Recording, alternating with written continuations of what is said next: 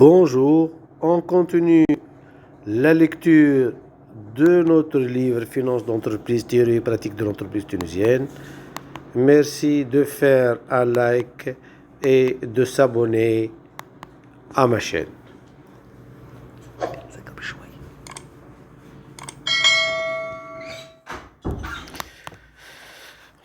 Le taux de rendement interne. Si la valeur actualisée nette vanne est inversement proportionnelle au taux d'actualisation, alors il doit exister un taux d'actualisation que rend la vanne égale à 0. Le taux d'actualisation que rend la valeur actualisée nette égale à 0 est appelé taux de rendement interne TRI, ou rendement à l'échéance. Pour appliquer ce concept aux dépenses en capital, il suffit de remplacer rendement à échéance par TRI, car les deux termes signifient la même chose. C'est juste que l'un s'applique au titre financier rendement à l'échéance et l'autre aux dépenses en capital. Comment le taux de rendement interne est-il déterminé?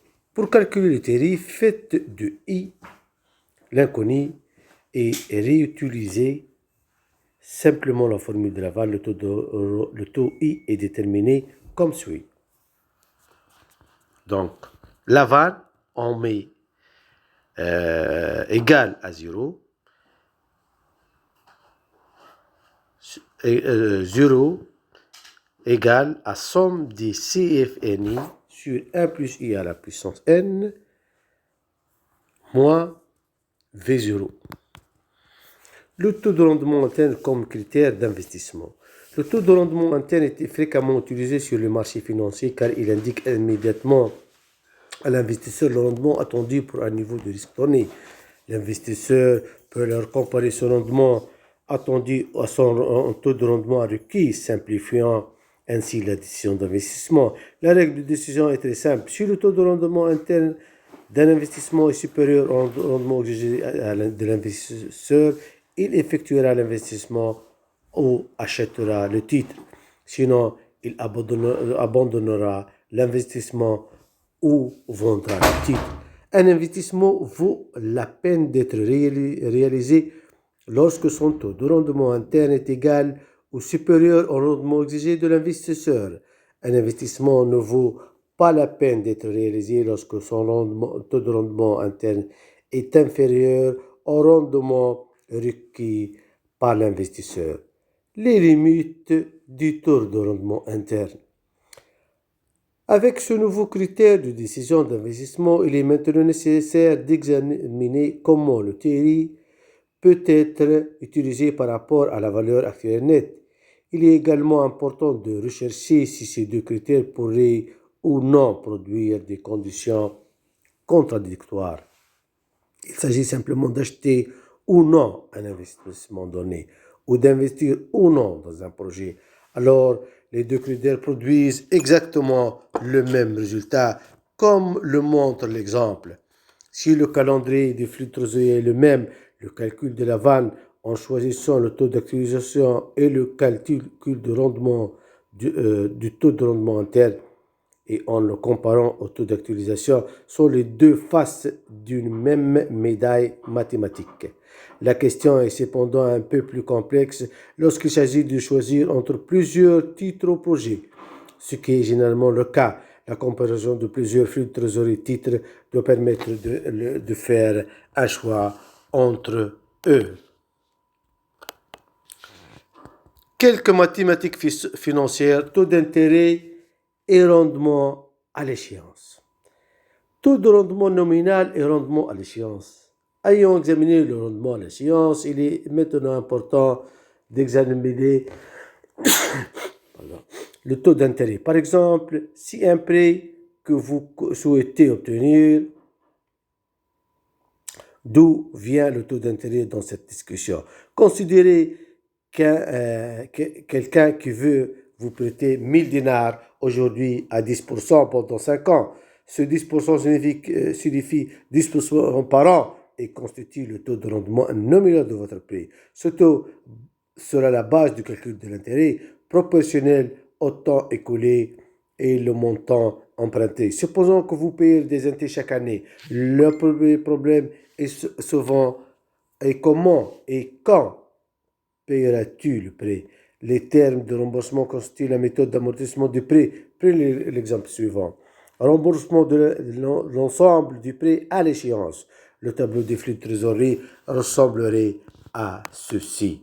Donc, année de 1 jusqu'à 5, capital servi 0 jusqu'à l'année 5, on remboursera l'intégralité du prêt 1000 dinars, capital restaurant d'ici 1000 dinars jusqu'à la fin de l'année, intérêt 100 dinars par an, ce qui nous donne 1500 total de remboursement à la fin. Donc, si on a amortissement constant chaque année, l'emprunteur porte une proportion constante du capital correspondant à 1 sur n, où n est la maturité initiale du prêt. Le tableau de trésorerie ressemblerait à 5. Donc, 1000 dinars, on va la diviser par 5, ça nous donne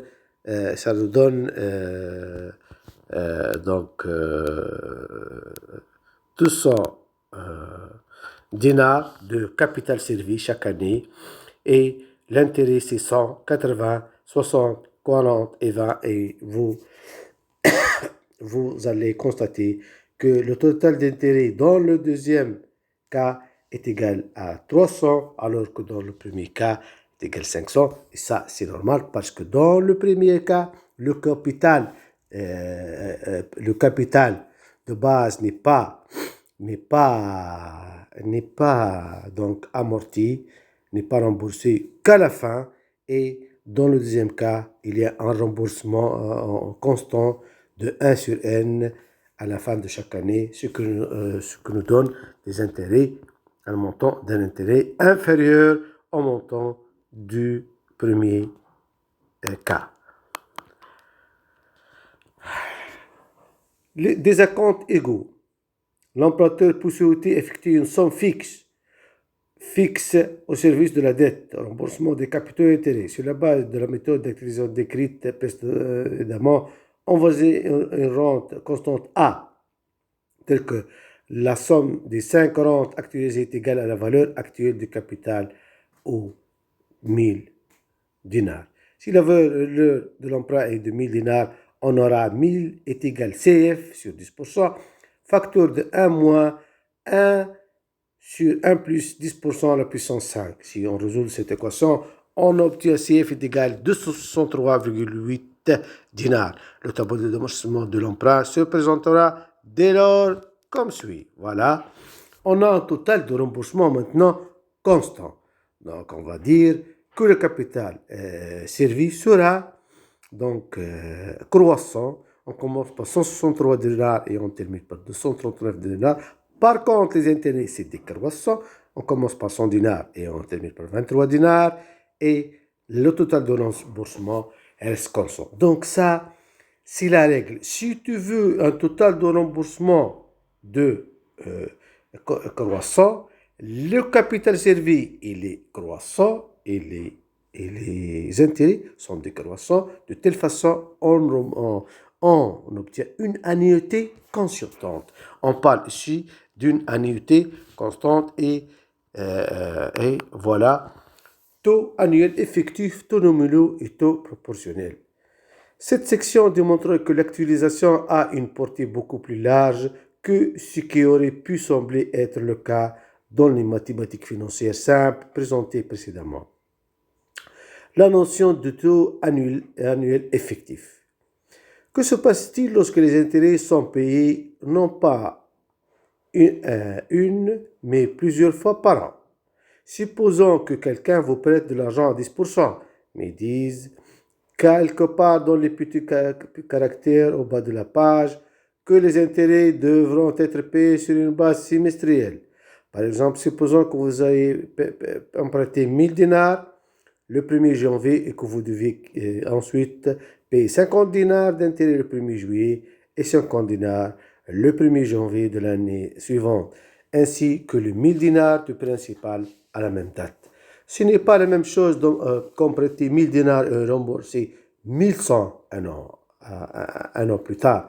Le montant nominal des intérêts peut être le même, 50 plus 50 égale 100, mais l'échéancier de remboursement ne l'est pas. Dans le premier cas, vous devez payer 50 dinars le 1er juillet, que vous aurez pu conserver jusqu'à la 1er janvier suivant si vous aviez utilisé le second cas. Dans le premier cas, vous payez 50 dinars au lieu de l'investir pendant 6 mois comme vous auriez pu le faire dans le second cas. De ce fait, le prêt dans le premier cas coûte plus cher qu'un prêt à 10% avec intérêt dû annuellement. Son taux effectif n'est pas de 10% puisque les intérêts ne sont pas payés aux conditions annuelles de référence. Un agent financier doit tenir compte de la date effective de remboursement. Nous savons qu'un dinar aujourd'hui n'est pas la même chose qu'un dinar demain. Évidemment, l'agent financier veut reporter les dépenses et accélérer les recettes, faisant ainsi travailler l'agent pour lui. Donc, naturellement, le calendrier de remboursement compte lors du calcul du taux. Quelle est la meilleure approche à adopter? Si le taux d'intérêt est de 10% avec des intérêts payables tous les 6 mois, le taux d'intérêt est de 5% pendant 6 mois. Il nous faut ensuite calculer un taux annuel effectif et non sur 6 mois, qui est notre référence et notre préoccupation constante. Deux taux se réfèrent à deux échéances différentes sont dits équivalents si la valeur future d'un même montant à la même date est la même avec les deux taux. Dans notre exemple, le prêteur reçoit 50 dinars le 1er juillet qui, capitalisé sur 6 mois, devient 50 plus 10% fois 50 sur 2, égale 52,5 dinars le 1er janvier suivant, date à laquelle il perçoit la deuxième intérêt de 50 dinars paiement. Ainsi, sur un an, il aura perçu 102,5 dinars sur un investissement de 1000 dinars. Par conséquent, le taux annuel effectif est de 10,25. C'est le coût réel du prêt, puisque le rendement pour le prêteur est égal au coût pour l'emprunteur. Si le taux apparent au taux nominal RA doit être payé n fois par an, alors le taux annuel effectif T est obtenu en composant ce taux nominal n fois.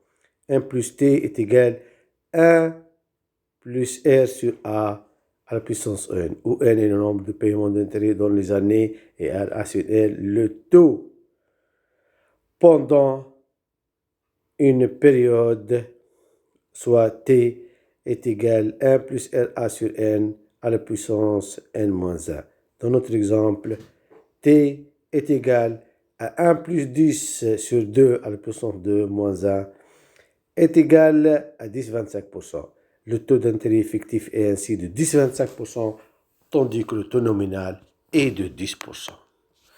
Il devrait être logique qu'un investissement à 10% payant des intérêts tous les 6 mois produise un rendement plus élevé à la fin de l'année qu'un investissement payant des intérêts annuellement. Dans le premier cas, les intérêts sont composés après 6 mois et produisent donc des intérêts sur les intérêts des 6 mois suivants. Évidemment, un prêt dont les intérêts sont dus tous les 6 mois coûtera plus cher qu'un prêt dont les intérêts sont facturés annuellement. Il est essentiel de calculer d'abord le taux annuel effectif avant de comparer les investissements ou de prêts avec différents flux de trésorerie. Le taux annuel effectif mesure le rendement sur la base commune d'une année, permettant ainsi des comparaisons significatives. Ce n'est pas possible avec les taux nominaux. Dans notre exemple de prêt de 10%, la notion de taux proportionnel. Dans notre exemple de prêt à 10%, nous dirions que le taux de 5% sur 6 mois est proportionnel au taux de 10% sur un an. Plus généralement, deux taux sont proportionnels s'ils sont dans la même proportion entre eux que les périodes auxquelles ils s'appliquent.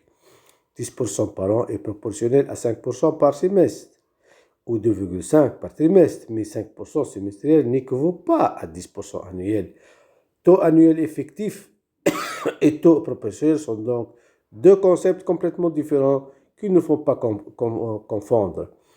Les taux proportionnels n'ont d'intérêt que pour le calcul des intérêts effectivement payés. Ils ne peuvent en aucun cas être évalués avec d'autres taux proportionnels.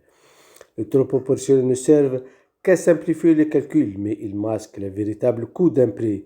Seul le taux annuel effectif, 10,25% par an, donne le vrai coût, contrairement au taux proportionnel, 10% par an.